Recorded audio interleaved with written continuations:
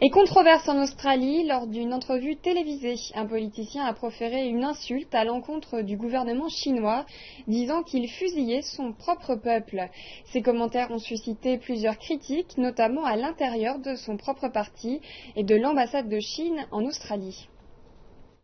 Clive Palmer a fait une grande partie de sa fortune grâce aux investissements chinois, mais une bataille juridique avec une entreprise chinoise l'a placé au bord du gouffre. Nous avons eu 3 jugements, un à la Cour fédérale, un à la Cour suprême d'Australie occidentale et un arbitrage contre ces palards chinois. Je dis cela parce qu'ils sont communistes et tirent sur leur propre peuple. Le chef du Palmer United Party a tenté de s'expliquer sur un site de microblogage, disant que ses commentaires ne s'adressaient qu'à la minière chinoise, CITIC Pacific. Ses opposants ont du mal à accepter sa version. Je vous en prie, n'abaissez pas le reste de l'Australie à cause de vos préjugés. Ce sont des commentaires avec lesquels personne ne pourra être d'accord. C'était raciste et cela va entacher les relations entre la Chine et l'Australie.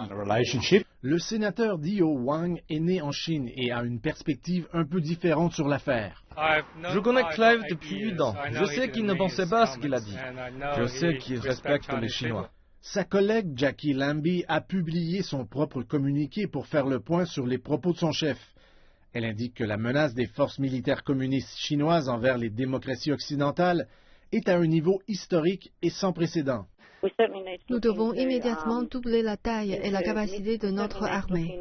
Nous devons certainement regarder la possibilité de se procurer des missiles. Nous devons renforcer notre technologie et notre puissance de feu. Le ministre des Affaires étrangères a lancé une campagne pour tenter de limiter les dégâts.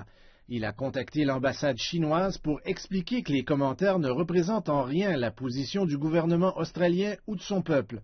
L'ambassade chinoise dit que la relation avec l'Australie est et sera toujours soutenue par les deux peuples. L'ambassade a cependant qualifié les commentaires d'absurdes et d'irresponsables. Clive Palmer a au moins une chose en commun avec le Parti communiste chinois. Il est le chef suprême de sa formation politique et ce n'est pas une réalité qui va bientôt changer. Mais sa carrière politique repose toujours sur la volonté des électeurs. Bien qu'il ne soit pas étranger à la critique, ses plus récents commentaires vont mettre à l'épreuve sa popularité. Et l'ambassade de Chine en Australie a publiquement dénoncé les commentaires faits par le membre du Congrès australien, disant qu'ils étaient absurdes et irresponsables. Par ailleurs, un certain nombre d'Australiens ont écrit à l'ambassade chinoise disant que Clive Palmer était raciste et que ces commentaires ne représentaient pas l'avis de l'ensemble des Australiens. On se retrouve maintenant après une courte pause.